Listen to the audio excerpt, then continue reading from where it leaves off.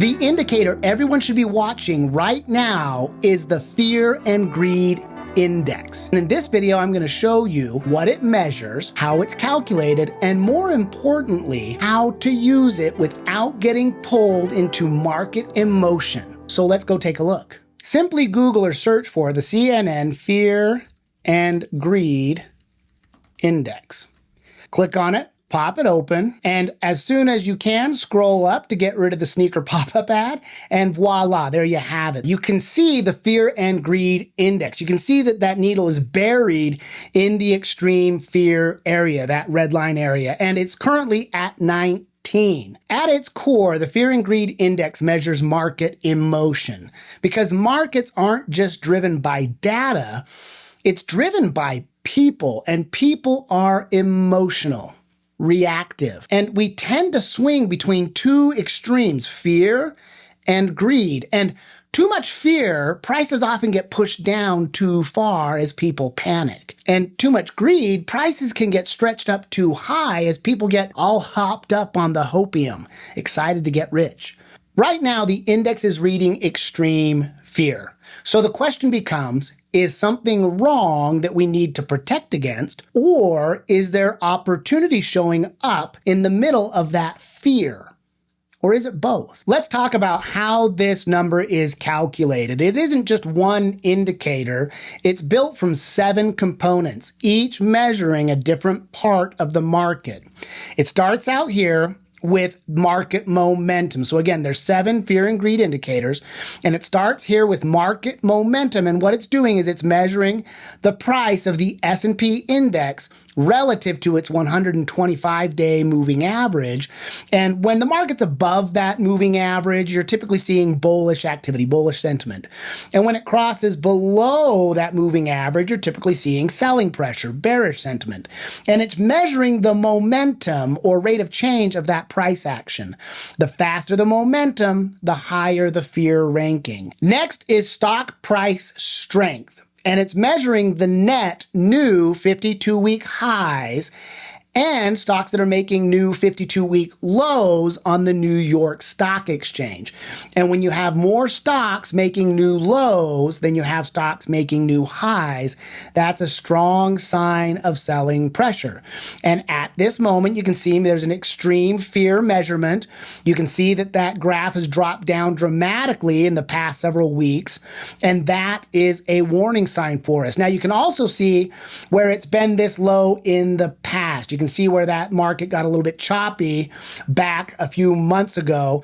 And if you look back a year ago, you can see how low this registered during a serious market panic caused by Liberation Day, the tariff tantrum. The market got really spooked.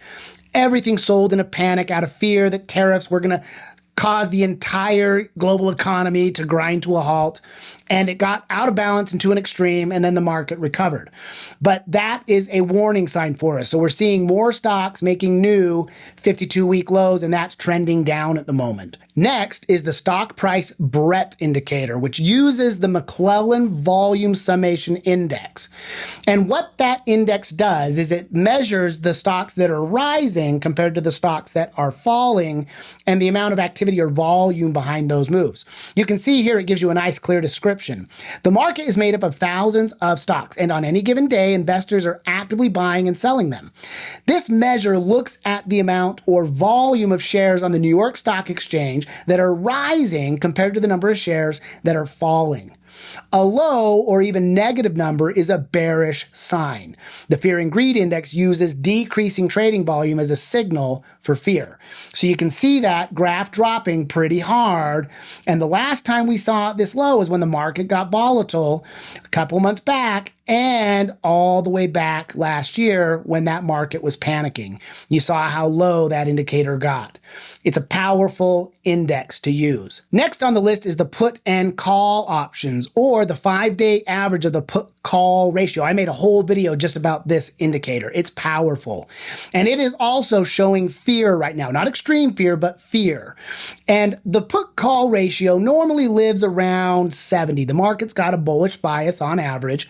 And the way it's calculated is it's taking the average number of puts over the last 5 days, divided by the average number of calls over the last 5 days. And there's different ways to measure the put-call ratio.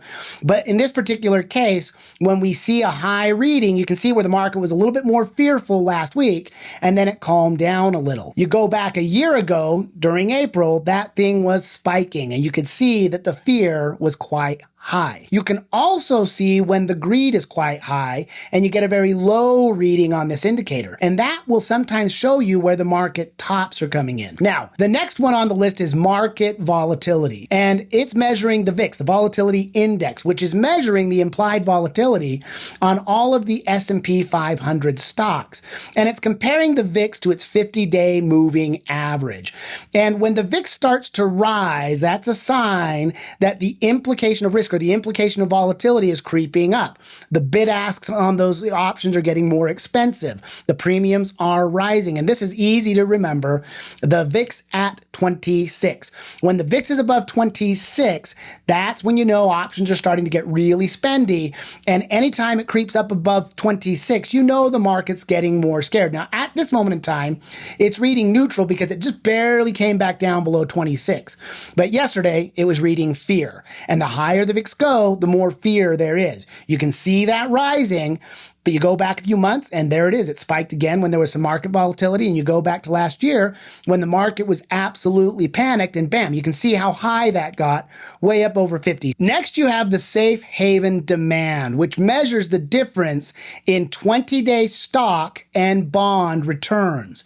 And you can see that that's been kind of trending down a bit. And right now, bonds are returning positive, of course, and stocks are returning negative. So at this moment in time, there is a negative 2.44 difference between stock performance losing and bond performance consistency. And that's a sign of fear. People are selling stocks and piling into bonds. Bonds are a safe haven where you can get a return when market returns disappear. Over time, the stock market returns are far greater than bond returns, but bond returns are consistent. Now, the last thing on this index is the junk bond demand. And whenever you see junk bond demand creep up, that's because the market's seeking yield and they're not getting any out of the market. The market's losing and they want to put their money somewhere, anywhere, even if it's a little bit more risky to get yield. And so junk bonds, you'll see the yield start to creep up on those and demand will creep up. And so the last time we saw it creep up really, really high was back during that same April scare. You can see that that same junk bond demand increased during that volatility period a couple months back. And right now it's creeping up again. Those are the 7 conditions and criteria it's looking at. Each of these 7 conditions, these 7 indicators, are compared to their historical average and then combined into a score from 0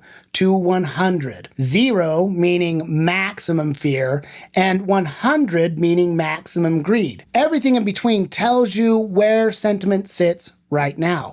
And as of today, we're sitting at 19 in that extreme fear area. So ask yourself, which environment tends to offer better opportunity? Warren Buffett laid this out perfectly with one of his timeless sound bites. Be fearful when others are greedy, and greedy when others are fearful. If you found this video helpful, give the video a like and subscribe to the channel.